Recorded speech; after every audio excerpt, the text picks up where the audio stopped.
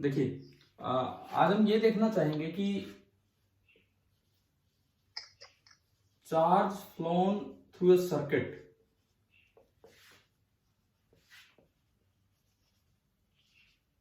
अगर ईएमआई से करंट आता है तो एक सर्किट में किसी क्रॉस सेक्शन में कितना चार्ज इधर से उधर क्रॉस करके चला जाएगा, ये हमें देखना है। जैसे मान लीजिए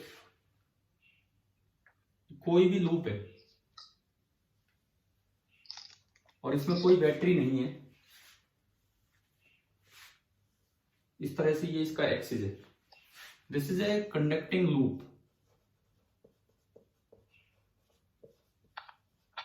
ये कंडक्टिंग लूप है विदाउट एनी बैटरी। अब अगर मैं इसमें कोई मैग्नेट लूं और मैग्नेट का नॉर्थ पोल इधर की तरफ लेके आऊं, पहले तो उसमें बताओ पोल्स कैसे इंड्यूस होंगे लेंज लॉ के अकॉर्डिंग। लेफ्ट साइड क्या, राइट साइड क्या, बताइए। Left side, north, right side. हाँ, नॉर्थ को रोकने के लिए यहाँ नॉर्थ बनेगा और यहाँ साउथ बनेगा। तो अब करंट बताओ, जो बाहर की तरफ मुझे ये बोल्ड वाली वायर दिख रही है, इसमें ऊपर की तरफ जाएगा या नीचे की तरफ? ये इसमें ऊपर, ऐसे ऐसे जाएगा तब जाके। अब अगर करंट फ्लो कर रहा है किसी वायर में, तो इसका मतलब कुछ ना कुछ चार्ज फ्लो कर रहा होगा। मैं इस वायर को थोड़ी सी थिकनेस के साथ दिखाता हूं। ये जो वायर है, ये पीछे वाला हिस्सा हो गया,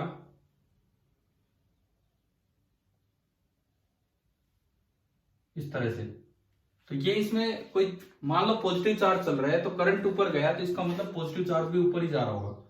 मैंने कोई क्रॉस सेक्शन लिया, अब मुझे ये बताना है कि इस क्रॉस सेक्शन में से किसी टाइम टी में कितना चार्ज फ्लो करके गया होगा। सपोज मैं टाइम इंटरवल डेल्टा टी तक देख रहा हूं कि भाई डेल्टा टी टाइम में कितना चार्ज फ्लो करके गया होगा। तो सबसे पहली बात, हम स्टेप बाय स्टेप चलेंगे। सबसे पहला स्टेप हम लिखेंगे change in flux delta phi, that will be equal to phi final minus phi initial. सबसे पहले आपने चेंज इन फ्लक्स लिखा। अगर इस सिचुएशन की मैं बात करूं, मान लो इस कोइल में नंबर ऑफ टर्न्स n है, n वहां तो नॉर्थ पोल के लिए है, लेकिन यहां नंबर ऑफ टर्न्स के लिए।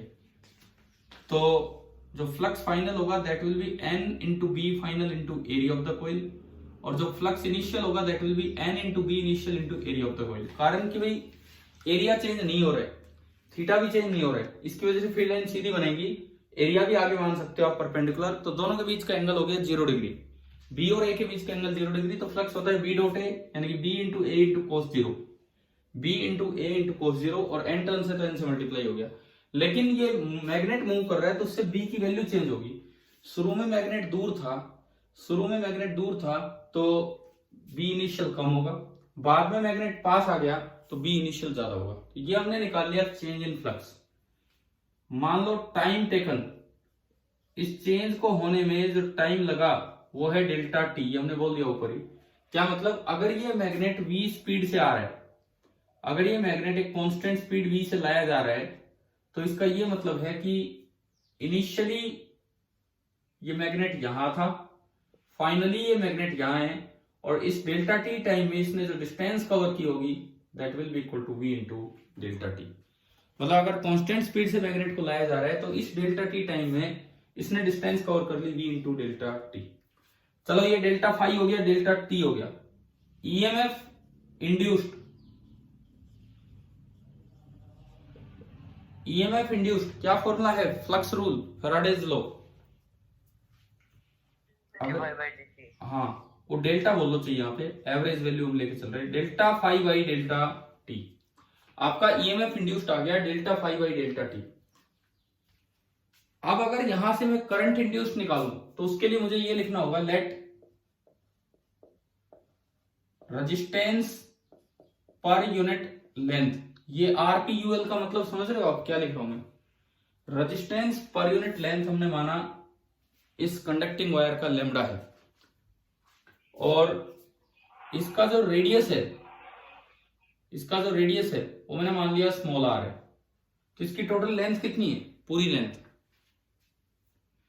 आपको अगर रेडियस कैपिटल आर मानना है कैपिटल आर मान सकते हो, लेकिन कैपिटल आर में रेजिस्टेंस लिखने के लिए यूज करूंगा, इसलिए मैंने स्मॉल आर माना। ये लेंथ बताओ, लूप की लेंथ कितनी हुई टोटल, 2 पाई आर, और पर यूनिट लेंथ की रेजिस्टेंस है लैम्डा, तो 2 पाई आर लेंथ की रेजिस्टेंस कितनी हो जाएगी, 2 pi r lambda. Lambda into 2 pi R, यानी कि मेरे पास लूप की रेजिस्टेंस आ गई lambda into 2 pi R total resistance. अब अगर मैं यहां से करंट इंड्यूस लिखूं V बराबर आई आर से I बराबर V बाई आर, तो this will be equal to E induced by R। ये आ गया आपका E इंड्यूस्ड बाई R का मतलब है कि 1 अपॉन R, R तो आपका है lambda into 2 pi R, small r is radius, capital R is resistance, into delta phi ये रहा जिसमें N और A कॉमन आ गया, magnetic field final minus magnetic initial divided by delta T. यहां तक मैं पहुंचा तो आई इंड्यूस मैंने निकाल लिया। एक बार ये बताओ आई इंड्यूस करंट पे कैसे डिपेंड कर रहा है, करंट पे ना सॉरी आई इंड्यूस टाइम पे कैसे डिपेंड कर रहा है, डायरेक्टली कि इनवर्सली, आई इंड्यूस टाइम पे इनवर्सली का क्या मतलब है कि अगर मैं तेजी से लाऊं, अगर मैं इसको तेजी से लाऊं तो ज्यादा करंट इंड्यूस होगा। क्यों, अगर आप तेज लेके आए तो ये जल्दी पहुंचेगा, तेज लेके आए तो जल्दी पहुंचेगा, जल्दी पहुंचेगा तो डेल्टा टी कम होगा। देखो इफ v इज मोर तो डेल्टा टी कम हो जाएगा, टाइम कम लगेगा उसे पहुंचने में, और टाइम कम लगेगा तो ईएमएफ इंड्यूस भी ज्यादा होगा और जिससे करंट इंड्यूस भी ज्यादा होगा। मतलब क्या कि अगर आप इस मैग्नेट को देखो, अभी हमारे पास वो अरेंजमेंट नहीं है, अगर हम स्कूल में होते तो लैब में अरेंजमेंट होती तो आपको एक दिखाते भी उसमें कि अगर सामने कोई कोयल रखी होगी उसमें गैल्वेनोमीटर अटैच करेंगे, आप मैग्नेट को धीरे लेके जाओगे तो उसमें इतना ज्यादा डिफ्लेक्शन नहीं होगा, मैग्नेट को तेजी से लेके जाओगे तो उसमें ज्यादा डिफ्लेक्शन होगा, मतलब करंट ज्यादा है। पहले ये बताओ यहां तक समझ में आ गया है? भैया म्यूट करो यार, जिसकी तरफ से आवाज आ रही है बंद कीजिए अपना, ये डिस्टरबेंस खत्म कीजिए आप अपनी तरफ से ही, म्यूट कीजिए अपना माइक। हाँ देखो सुनो भाई, ये बताओ यहां तक समझ में आ गया कि नहीं, करंट तक का काम। आई इंड्यूस V बराबर आई आर, एक फॉर्मूला होता है कि अगर कहीं वोल्टेज V है, करंट I है, रेजिस्टेंस R है, तो V बराबर आई आर, तो वहां से I कितना होता है V बाई आर। अब इसमें कोई बैटरी नहीं लगा रखी, अपने आप जो बैटरी बनी है उसकी वोल्टेज ये है, तो आई इंड्यूस हो जाएगा E induce upon R, capital R। क्या यहां तक आया समझ में? इतना आ गया समझ में? V बराबर आई आर से I बराबर V बाई आर। देखो ये जिसकी तरफ से ये आवाज आ रही है वो प्लीज अपना माइक म्यूट कीजिए अगर उसे पता हो तो। आई इंड्यूस बराबर E इंड्यूस अपॉन R। यहां तक आ गया कि नहीं आया समझ में? ये फॉर्मूला V बराबर आई आर से, ये जो फॉर्मूला है,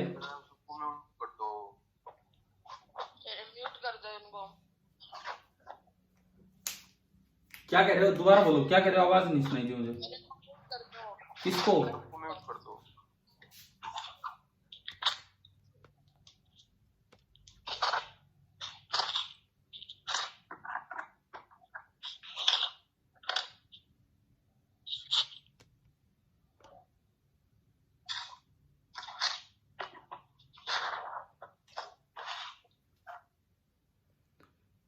चलिए अब देखिए, अब आप थोड़ी देर मेरी बात सुने आराम से, मैं आपको थोड़ी देर में दोबारा अनम्यूट कर दूंगा, लेकिन आप इधर सुनिए।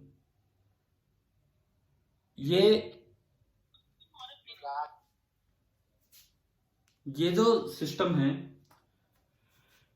हम क्या कर रहे हैं कि मैग्नेट को इसके पास लेके आए, मैग्नेट को इसके पास लेके आए तो उससे बी में चेंज आए। जब मैग्नेट यहां था तो वहां मैग्नेटिक फील्ड है बी इनिशियल, जब आप मैग्नेट को यहां ले आए तो वहां मैग्नेटिक फील्ड है बी फाइनल, तो फ्लक्स में कुछ चेंज हुआ, फ्लक्स कुछ बढ़ गया, phi final minus phi initial, तो phi final number of turns into B into A into cos zero, और ऐसे आपने लिखा फाई इनिशियल। टाइम कितना लगा ये चेंज होने में, आपको यहां से यहां लाने में जो टाइम लगा डेल्टा टी, सपोज कीजिए ये लेंथ है x, तो डेल्टा टी आपका होगा x by V. Delta T जो आपका होगा that will be equal to x by V. मतलब अगर आप तेजी से लाओगे तो टाइम कम लगेगा, धीरे लाओगे तो टाइम ज्यादा लगेगा।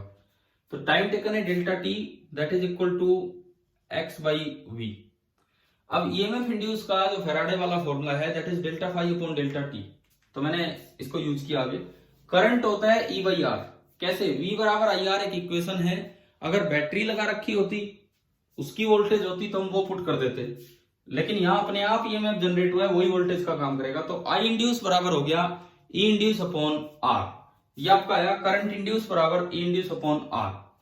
ई इंड्यूस की जगह मैंने लिखा delta phi by delta T, ये तो है ई इंड्यूस, और डिवाइड बाई डेल्टा टी ना सॉरी आर की जगह हमने लिख लिया lambda per unit length resistance थी इनटू उसकी total length, lambda into 2 pi R. तो ये हमारा एक फॉर्मूला बन गया करंट इंड्यूस का। अब इसमें देखिए अगर डेल्टा टी कम है, मतलब अगर स्पीड ज्यादा होगी, तेजी से लाओगे तो डेल्टा टी कम होगा, डेल्टा टी कम होगा तो डिनोमिनेटर कम हो रहा है, तो ईएमएफ इंड्यूस भी ज्यादा होगा और जिससे करंट इंड्यूस भी ज्यादा होगा, ईएमएफ भी ज्यादा होगा और करंट इंड्यूस भी ज्यादा होगा। मैं आपको फिर से एक बार अनम्यूट करता हूं, रुको।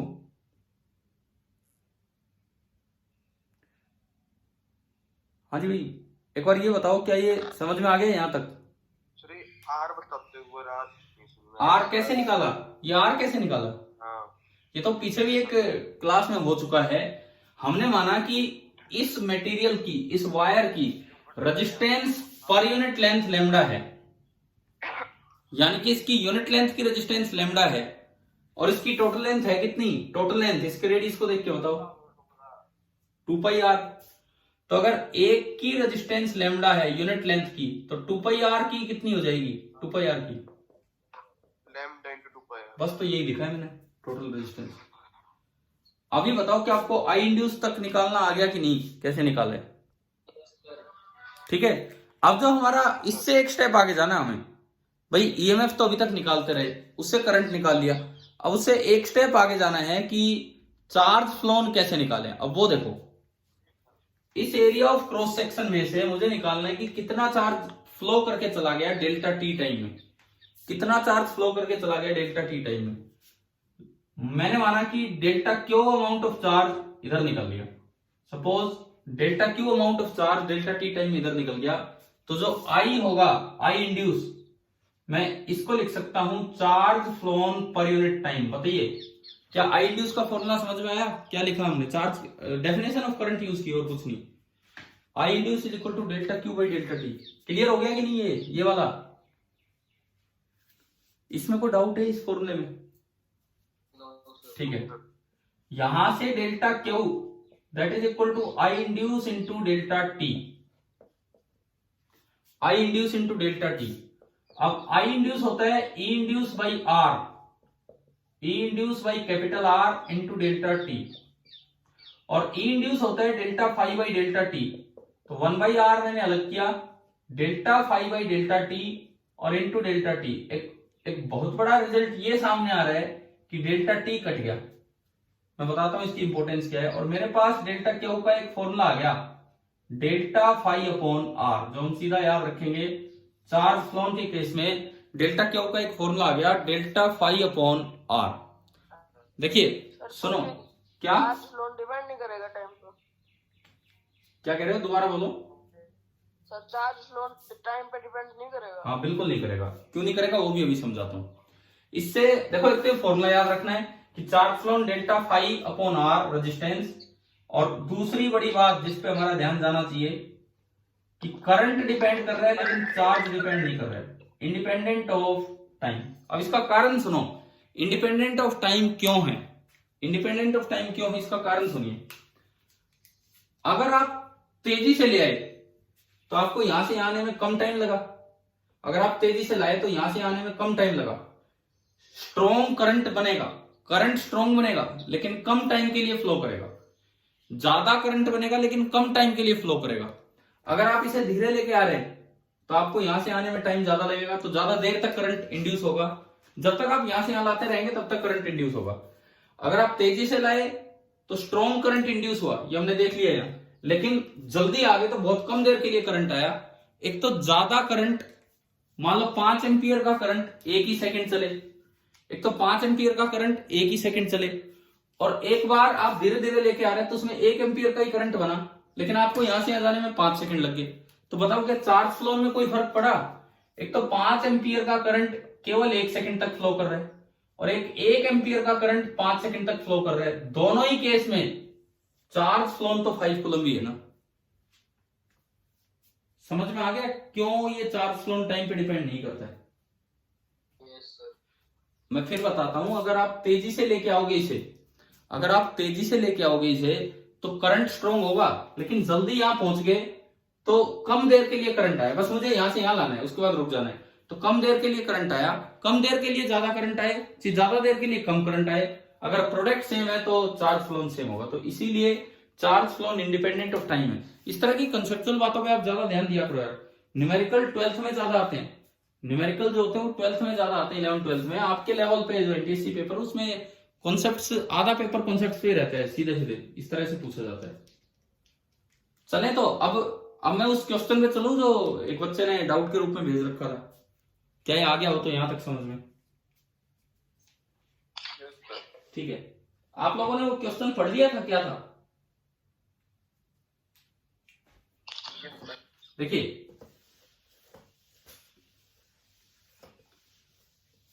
जो क्वेश्चन उन्होंने भेजा था, एक तो ये बताओ आप में से किसने पूछा था? क्या वो बच्चा है क्लास में अभी जिसने डाउट भेजा है? हाँ जी, वो स्टूडेंट है क्या जिन्होंने डाउट भेजा था ये वाला क्वेश्चन? उसमें कुछ ऐसा था, नहीं है तो सुनो। एक लूप है,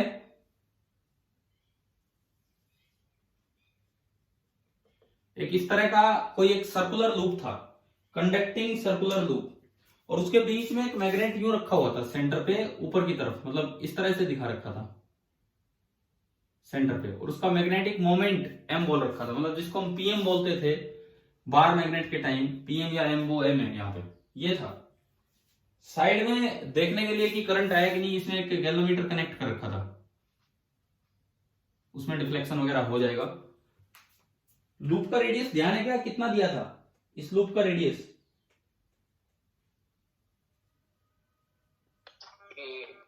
ए, मान लो इस लूप का रेडियस पक्का ना ए ही दिया होगा, तो इस लूप का रेडियस है ए। शायद नंबर ऑफ टर्न्स भी दे रखे थे इसमें, n थे नंबर ऑफ टर्न्स। देखो आप सभी के लिए क्वेश्चन मैंने सुबह ही डाल दिया था आपके ग्रुप पे कि इस तरह का एक सवाल था, बिल्कुल ये अरेंजमेंट था, और हाँ उसमें एक रेजिस्टेंस भी दिया था सर्किट का, कि इसका जो रेजिस्टेंस है पर यूनिट लेंथ ना देके उन्होंने पूरा दिया था एक साथ, रेजिस्टेंस दिया था R। जब ये क्लास खत्म हो उसके बाद आप देख लेना ये वाला क्वेश्चन। रेजिस्टेंस दिया था इसमें R इस तरह से, और उन्होंने पूछा था कि लूप का मैग्नेटिक मोमेंट बताओ, अगर लूप को यहां से रिमूव करने पे क्यों चार्ज फ्लो कर गया गैल्वेनोमीटर में से। मतलब आपको ये बताना था, मैंने इसको रिमूव कर दिया, मैंने इसको रिमूव कर दिया, रिमूव करने पे जो चार्ज फ्लो हुआ, रिमूव करने पे जो चार्ज फ्लो हुआ दैट वाज क्यू। टाइम का कोई जिक्र नहीं है, तेजी से रिमूव किया या धीरे रिमूव किया, क्योंकि चार्ज फ्लो टाइम पे डिपेंड नहीं करता। और पूछा है कि मैग्नेटिक मोमेंट क्या होगा, ये आपको बताना है। मैग्नेटिक मोमेंट क्या होगा? क्या मैग्नेट और लूप के बीच का डिस्टेंस ए? हाँ, ये सेंटर पे रखा था और यूं परपेंडिकुलरली रखा था उस डायग्राम में, तो जो इसका रेडियस है वही इनका डिस्टेंस होगा। ठीक है, आया यहां तक समझ में क्या क्वेश्चन है?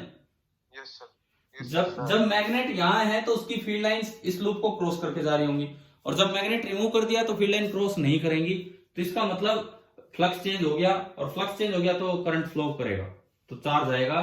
चार्ज फ्लो ना आपको दे रखा है क्यों, तो इतने दिन से हमने चार्ज वाले कॉन्सेप्ट पे हम नहीं पहुंचे थे, इसीलिए ये रोक रखा था ये क्वेश्चन। तो जिस बच्चे का डाउट है वो अब समझे, और बाकी बच्चे भी ध्यान से सीखें अब ये क्या है। देखो ऐसे क्वेश्चन में ना आपको सबसे पहले तो एक असम्पशन लेनी होती है, नहीं तो फ्लक्स लिखना मुश्किल हो जाएगा। अजम्पशन ये लेनी होती कि ए इज स्मॉल। उसका क्या कारण है मैं बताऊंगा अभी, कि ये बहुत बड़ा लूप नहीं है, नहीं तो फ्लक्स लिखना मुश्किल हो जाएगा। अब देखिए, ये मैग्नेट का, सपोज कीजिए मैग्नेट का नॉर्थ पोल है और ये मैग्नेट का साउथ पोल है, तो ये तो हो गया मैग्नेट का एक्सिस। और ये कौन सी पोजीशंस हैं, एक्सिस है कि इक्वेटोरियल है, जिस तरह से मैग्नेट रखा है। बताओ, लूप का प्लेन मैग्नेट के एक्सिस पे है कि इक्वेटोरियल पे है? इक्वेटोरियल। ये एक्सिस है तो ये बिल्कुल परपेंडिकुलर हो गया। इक्वेटोरियल पे जो फील्ड होगा वो अपोजिट डायरेक्शन में होगा, पीछे की तरफ। जो भी फील्ड होगा वो पीछे की तरफ होगा। बी, इक्वेटोरियल पे बी का क्या फॉर्मूला है, ए डिस्टेंस दूर, बी कितना होता है? 2kp अपॉन आर क्यूब या kp अपॉन आर क्यूब? बताओ, बार मैग्नेट का इक्वेटोरियल पे। हमने कभी डाइपोल पढ़े हैं कि एक्सिस पे तो फॉर्मूला होता है 2kp upon R cube and equatorial पे फॉर्मूला होता है -kp upon R cube, minus direction में। याद आ रहे हैं फॉर्मूला इस तरह के? ठीक है, तो माइनस तो डायरेक्शन है, मैग्नीट्यूड के की जगह यहां मैग्नेटिक फील्ड में तो होता है म्यू नॉट अपॉन 4 पाई और इलेक्ट्रिक फील्ड में होता था 1 अपॉन 4 पाई एप्सिलॉन नॉट। ये के है, ये एम है और ये आर क्यूब है। इसको इन्होंने एम बोला, हम पीएम बोल रहे हैं। आप बताओ क्या ये बी लिखना आ गया कि नहीं? समझ में आया बी कैसे लिखा? अब देखो, वापिस बताऊं, एक मैग्नेट के कभी फॉर्मूले पढ़े थे हमने। ये नॉर्थ पोल है, ये साउथ पोल है, ये उसका एक्सिस है, ये उसका इक्वेटोरियल है। तो आर डिस्टेंस दूर एक्सिस पे तो फील्ड होता था इधर ही आगे की तरफ, 2kp अपॉन आर क्यूब। के की जगह म्यू नॉट अपॉन 4 पाई और पी की जगह पीएम। और इक्वेटोरियल पे आर डिस्टेंस दूर पीछे की तरफ होता था, वो 2 हट जाता था और फील्ड होता था kp अपॉन आर क्यूब। बताओ, कुछ याद आ रहा है ऐसा? ये कुछ फॉर्मूले थे बार मैग्नेट की फील्ड के। ठीक है, तो ये बी लिख लिया। अब देखो, मैं आपको समझाऊंगा कि ये ए स्मॉल लेने का फायदा क्या है। अब मुझे सबसे पहले लिखना होगा फ्लक्स, इनिशियल फ्लक्स। सबसे पहले मैं लिख रहा हूंगा initial flux through the loop. मैं लिखूंगा initial flux through the loop, phi initial. देखो, पूरे लूप में अगर आप देखते हैं, ये जो लूप है, वैसे तो हर पॉइंट इस लूप का सेंटर से अलग अलग दूरी पे है, कोई यहां है, कोई यहां है, कोई यहां है, लेकिन जो बिल्कुल आखिरी पॉइंट है वो ए डिस्टेंस दूर है और वहां पे फील्ड है mu naught upon 4 pi PM upon R cube. A small लेने का फायदा ये होता है कि आप हर जगह इतना ही फील्ड मान सकते हैं, जितना फील्ड ये एंड में है आप हर जगह ये मान सकते हैं कि यूनिफॉर्म फील्ड में लूप रखा है। नहीं तो आपको ना फ्लक्स लिखने में दिक्कत आएगी और फिर इंटीग्रेट करना पड़ जाएगा। तो ऐसे क्वेश्चंस में हम ये एज्यूम कर लेते हैं कि लूप स्मॉल है, ताकि आप हर जगह ये ए मानो, ये एक छोटी सी डिस्टेंस है, ताकि हर जगह आप फील्ड यूनिफॉर्म मान सके। फील्ड यूनिफॉर्म हो और सरफेस प्लेनर हो तो मैग्नेटिक फ्लक्स लिखने का मैंने एक तरीका बताया था, B dot S. Number of turns उससे मल्टीप्लाई हो जाएगा इनटू बी डॉट एस। बताओ, याद है क्या ये फॉर्मूला? फ्लक्स कैसे लिखा था हमने? एरिया लूप के परपेंडिकुलर होता है तो वो भी नीचे ही मान लो, और एरिया होगा पाई ए स्क्वायर। एरिया होगा पाई ए स्क्वायर। तो अगर आप फ्लक्स इनिशियल लिखते हैं, तो देखिए क्या होगा, number of turns N into B dot S, दोनों के बीच का एंगल 0 डिग्री। बी आपका है म्यू नॉट अपॉन 4 पाई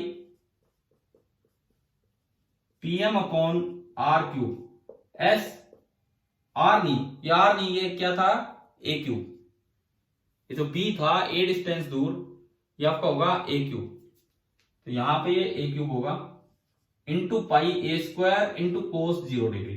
तो फ्लक्स इनिशियल आ गया, देखो ए स्क्वायर से ए स्क्वायर कट जाएगा नीचे का, तो म्यू नॉट अपॉन 4 पाई फ्लक्स इनिशियल आ गया एन पीएम अपॉन ए। हाँ जी भाई, फ्लक्स इनिशियल यही आया ना, आप चेक कर लीजिए यहाँ पे, म्यू नॉट अपॉन 4 पाई एन पीएम अपॉन ए। क्या क्लियर हो गया ये सभी को? पाई से पाई कट जाएगा। अच्छा, एक तो पाई ऊपर भी था, तो म्यू नॉट अपॉन 4a, ये बचा ना, mu naught N PM upon 4a। हाँ जी ठीक है, फ्लक्स इनिशियल तक बताओ, समझ में आया कि नहीं आया? अब जब मैग्नेट को हटा दिया यहां से तो फील्ड ही गायब हो गया, तो फ्लक्स फाइनल बताओ कितना हुआ? Flux final 0। फ्लक्स फाइनल हो गया आपका 0। तो चेंज कितना हुआ? यहां पे दरअसल मोड़ लेना होता है, वैसे तो चेंज का मतलब होता है फाइनल माइनस इनिशियल, पर वो तो नेगेटिव हो जाएगा। आपको मैग्नीट्यूड बताना होता है, वो तो डायरेक्शन के लिए होता है कि भाई किधर से किधर फ्लक्स कम हो रहा है तो उसको सपोर्ट करने के लिए करंट आएगा और ये सब। चेंज बताओ कितना हुआ? डेल्टा फाई का मोड, हाँ जो भी डेल्टा इनिशियल है वो mu naught N P M upon 4a। अब इस चीज को आप यहां पुट कर दीजिए, आर भी आपको दे रखा है, क्यू भी आपको दे रखा है, डेल्टा फाई आपने निकाल दिया और उससे आप पीएम निकाल देंगे। देखो मैं यहां करके दिखाता हूं। डेल्टा क्यू की वैल्यू क्वेश्चन में दिया है कि चार्ज फ्लो है क्यू। डेल्टा फाई आपने ये रख दिया mu naught N PM upon 4a और डिवाइडेड बाई आर। मुझे पीएम चाहिए था इस क्वेश्चन में जिसको इन्होंने एम बोल रखा है, तो ये आ गया 4a R Q upon mu naught into N. ये आपका पीएम निकल के आया जिसको उन्होंने एम बोला है, 4a R Q upon mu naught into N. दोबारा बता रहा हूं मैं, पूरा ही रिपीट कर रहा हूं, आप ध्यान से सुनना। देखिए शुरू में ये जो भी आपका दे रखा है मैग्नेट, अब देखो उस क्वेश्चन के डायग्राम में ये मुझे ध्यान नहीं है कि वो मैग्नेट ऐसे रखा था कि कैसे रखा था, मैं आपको दोनों करके दिखा रहा हूं। अगर इस तरह से रखा हुआ है कि मैग्नेट के इक्वेटोरियल पे सारे पॉइंट्स हैं, अगर इस तरह से रखा हुआ है कि मैग्नेट के इक्वेटोरियल पे सारे पॉइंट्स हैं तो इस तरह से सोल्व होगा। मैं आपको दूसरा करके दिखा दूं, यही रिपीट करूं कि एक्सिस वाला करके दिखा दूं? देखो लास्ट वो 10 मिनट चल रहे हैं, थोड़ी देर होगी, वो मैसेज आएगा, जल्दी करते हैं हम पूरा। चलो मैं दोनों ही बता देता हूं, इक्वेटोरियल वाला भी एक्सिस वाला भी। अगर इस तरह से रखा हो कि सारे पॉइंट्स उसके इक्वेटोरियल पे हो, तो पहले आपने मैग्नेट की वजह से बी लिखा, मैग्नेट की वजह से ए डिस्टेंस दूर जो बी होता है उसका ये फॉर्मूला होता है केपी अपॉन आर क्यूब, तो mu naught upon 4 pi PM upon ए क्यूब। ये क्लियर है? ठीक है, एक अजम्पशन लेके हम चल रहे थे इसमें कि ए क्या है, स्मॉल है। एग्जैक्टली जरूरी नहीं कि आप ये अजम्पशन लो, तो भाई मैं आपको एग्जैक्ट सॉल्यूशन नहीं दे रहा हूं। एग्जैक्ट सॉल्यूशन में तो आपको इंटीग्रेशन करके फ्लक्स निकालना पड़ेगा, वो अभी नहीं, वो 12th में करेंगे। अगर आपके लेवल पे क्वेश्चन आएगा तो क्वेश्चन में दिया जाएगा, या नहीं दिया तो मैंने मान लिया कि ए स्मॉल है। ए अगर स्मॉल है तो लगभग हर पॉइंट पे आप सेम फील्ड मान सकते हो। कैसे फील्ड माना जाएगा? ए डिस्टेंस दूर इक्वेटोरियल पे फील्ड होता है mu naught upon 4 pi PM upon R cube, तो आर की जगह ए हो गया। अब ए छोटा मानने का ये मतलब है कि हर जगह आपने फील्ड सेम मान लिया। फिर आपने इसमें से फ्लक्स लिखा बी डॉट एस, इसमें से फ्लक्स लिखा बी डॉट एस, ये हो गया। नंबर ऑफ टर्न्स एन है तो एन से मल्टीप्लाई कर दिया। ये बताओ कि यहां तक समझ में आया कि नहीं आया? फ्लक्स इनिशियल क्लियर हो गया सभी को? ठीक है, फिर जब आपने इसको रिमूव कर दिया तो फ्लक्स फाइनल 0 हो जाएगा क्योंकि फील्ड ही गायब हो गया, तो चेंज इन फ्लक्स हो गया इनका डिफरेंस। देन आपने फॉर्मूला जो आज पढ़ा डेल्टा क्यू बराबर डेल्टा फाई बाई आर, उसका यूज कर लिया और वहां से एम निकाल लिया, जिसको पीएम हम बोल रहे हैं, एम बोल रहे हैं, यहां से ये निकाल लिया। पहले ये बताओ क्या ये क्वेश्चन आ गया है क्या समझ में? Yes sir. अब देखो हो सकता है कि इसका एग्जैक्ट आंसर इससे अलग हो, मैं उसका रीजन देता हूं। हमने आप लोगों के लिए थोड़ा मॉडिफाई कर दिया क्वेश्चन। हमने क्या एज्यूम कर दिया कि ए क्या है, स्मॉल है। अलग अगर होगा तो ये फैक्टर का फर्क मिलेगा, ये जो फैक्टर यहाँ 4 आया है वहां कुछ और हो सकता है, मतलब इस तरह का कोई बदलाव क्वेश्चन में, जिसके पास क्वेश्चन उसके आंसर में हो सकता है, लेकिन वो तब है जब आपको इंटीग्रेशन करके एलिमेंट मान के आना हो। उतना अभी नहीं करना है 10th क्लास में। तो 10th में अगर ये क्वेश्चन आएगा तो ये स्मॉल दिया होगा, इस तरह से हो जाएगा। अभी बताओ ये आ गया क्या समझ में, ये आज वाला काम, चार्ज और ये सब? Yes sir. अगर इस तरह लूप रखा होता, लूप यूं रखा होता और मैग्नेट इधर होता, लूप यूं रखा होता और मैग्नेट इधर होता, तो लूप होता उसके एक्सिस पे, लूप होता आगे उसके एक्सिस पे, तो एक चेंज आता कि जो इनिशियल बी लिखते हैं उसमें 2 टाइम्स आ जाता, 2 टाइम्स आ जाता, बाकी कोई चेंज नहीं। अब आपने मैग्नेट रिमूव कर दिया तो फाइनल बी 0 एंड अगेन ये सेम हो जाता, तो बस वो 2 टाइम्स एक्स्ट्रा उसमें आ जाना। तो अभी बताइए क्या चार्ज फ्लो वाली बातें क्लियर होगी आपको, कैसे निकालने हैं? ठीक है, आज की क्लास का मेन पर्पज यही था कि ये चार्ज फ्लोन वाली बात आपको बताई जाए। अच्छा आप ये बताओ, 10th F1 से एक बच्चे ने कल एक डाउट भेजा था, मैं कल महेंद्रगढ़ स्कूल में था, आ रहा था उस समय, किसी ने फ्लोटेशन से रिलेटेड एक डाउट भेजा था ना, वर्क डन रिलेटेड, किस बच्चे ने भेजा था? अभी है क्या क्लास में? Yes sir. नाम बताओ एक बार, कौन बोल रहे हो? गौरव। तो गौरव, वो बीच रास्ते में तो नेटवर्क चला गया था, लेकिन मैंने आपको सोल्व करके बाद में भेजा था, क्या वो सॉल्यूशन मिल गया आपको? Yes sir. ठीक है, वो भी एक अच्छा सवाल था, लेकिन इंटीग्रेशन टाइप है। तो अभी 10th लेवल पे एक भी क्वेश्चन ऐसा नहीं आएगा आपका जिसमें आपको इंटीग्रेशन का यूज करना पड़े एलिमेंट मान के। तो आप इन क्वेश्चंस को अवॉइड कर सकते हैं जिनमें एलिमेंट मान के इंटीग्रेशन करना पड़ता है। ठीक है, जैसे मैंने इसमें चेंज करवा के आपको करवाया, ऐसे ही आप ये चीजें कर दिया करें। अच्छा, इसके बाद आज एक और क्लास लेंगे जिसमें हम मेनली किसके बारे में पढ़ रहे होंगे? Eddy current. ये क्या टॉपिक है इसके बारे में पढ़ रहे होंगे। दूसरी बात, आपका टेस्ट होगा कल, आज +1 का है, कल आपका टेस्ट होगा। ईएमआई में कल तक जितना भी हो चुका होगा उस पे बेस्ड, प्लस कुछ फ्लोटेशन पे बेस्ड। और कल भी 2 क्लास होंगी। आज दूसरी क्लास एडी करंट पे है, मतलब ईएमआई के टॉपिक पे। कल जो 2 क्लास होंगी, सुबह ईएमआई पे और शाम को फ्लोटेशन पे, और फिर उसके बाद आपका टेस्ट होगा। टाइम क्या होगा? टाइम शाम का? ना यार, वो मैं भेज दूंगा, अभी मैं बता नहीं सकता, वो जिस तरह से टाइम टेबल आता है उसके अकॉर्डिंग। हालांकि मैं उस टाइम टेबल के अकॉर्डिंग तो 2 बजे फ्री हो रहा हूँ। आज का जो टाइम टेबल है 1:45 या 2 बजे, बट उसके बाद हो सकता है किसी और की भी क्लास लग जाए दोबारा। तो आपकी क्लास शाम को ही होगी, ये आप मान के चले, और आपको क्लास से 1-1.5 घंटे पहले आराम से टाइम टेबल आपका मिल जाएगा। चलिए ठीक है, अब ये लेक्चर मैं फिनिश करता हूँ। क्लास ऑफ होने वाली है 2-4 मिनट में, और इससे आगे हम फिर शाम को पढ़ते हैं एडी करंट ईएमआई वाला ही टॉपिक। ठीक है, एक शीट आपको दी थी, क्या वो कर रहे हैं क्या आप ट्राई? कितने सवाल थे उसमें? Yes sir. उसमें से 1-2 बच्चों ने अपने डाउट्स भेजे थे, 1-2 बच्चों ने। आप शाम की क्लास के बाद एटलीस्ट आज में वो शीट पूरी कर लीजिए। कितने क्वेश्चन हैं उसमें? कितने क्वेश्चन हैं उसमें असाइनमेंट में ईएमआई के? 20 हैं, 40 हैं, 60 हैं, कितने हैं? 60 है, तो काफी हैं। ईएमआई पे पहला असाइनमेंट आप ये कीजिए, ताकि मैं कल आपको दूसरा असाइनमेंट उसी पे दे सकूं। लेकिन आज आपको ये फिनिश कर लेना है शाम तक। ठीक है, इसलिए मैं कह रहा हूं कि कल आपका टेस्ट है, तो उससे पहले कर लेंगे तो बहुत अच्छा होगा। ठीक है, चलिए अभी खत्म करते हैं आज की क्लास। Thank you.